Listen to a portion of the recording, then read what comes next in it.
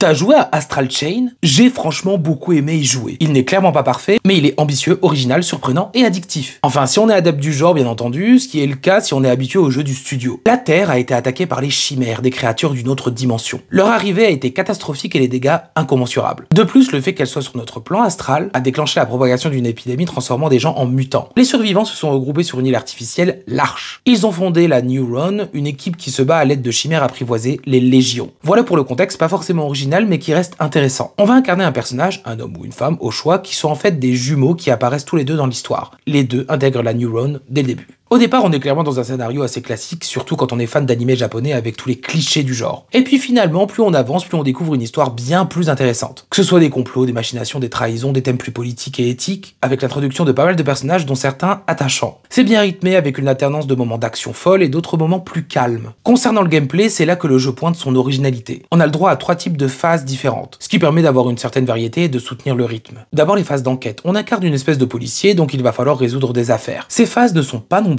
le déroulement est toujours identique, mais elles permettent de souffler entre deux combats et de s'immerger dans l'univers. On va interroger des PNJ, analyser des décors avec un iris, un accessoire indispensable. On peut jouer à des mini-jeux. Ça remplit une jauge et on débriefe avec un collègue. Les phases de plateforme qui ne sont clairement pas amusantes. Il faut aller vite et être précis, mais les contrôles ne le permettent pas, ce qui rend le tout difficile pour rien. Et enfin, les phases de combat, ce sont les plus réussies et le gros point positif du jeu. Ces séquences de combat sont démentielles, c'est vraiment très impressionnant, que ce soit le gameplay, la mise en scène, les ennemis. Pourtant, la prise en main n'est pas facile, il va falloir un peu de temps pour la maîtriser. On dirige à la fois notre personnage et la Légion. Pour notre personnage, on dirige avec le stick gauche. Il a plusieurs armes à sa disposition, on peut en changer à tout moment. On a une matraque, un pistolet, une épée, chacun étant plus adapté à tel ou tel ennemi. Mais aussi des objets avec un inventaire rapide et une roue. On peut esquiver avec le bon timing, ça donne des ralentis. Pour la Légion, soit on maintient le bouton et on pourra la déplacer avec le stick droit, soit on appuie une fois pour l'envoyer directement sur l'ennemi. Elle peut aussi se déplacer seule, mais certaines attaques ou techniques demandent de la diriger nous-mêmes. Car une chaîne nous relie à elle, elle permettra des actions comme encercler ou stopper un ennemi, et même des attaques synchronisées. Elle a une attaque spéciale et une capacité unique. On peut changer de Légion en plein combat, car oui, il y en a plusieurs. C'est là qu'on voit tout le potentiel, mais aussi la difficulté du gameplay. Il y a énormément de choses à apprendre, à maîtriser, il faudra du temps, mais ça donnera des combats dantesques avec des combos très impressionnants, surtout contre les boss. Il faut aussi s'habituer à la caméra d'ailleurs. Plus on va avancer dans le jeu, plus on va apprendre de nouvelles choses et surtout acquérir de nouvelles légions qui sont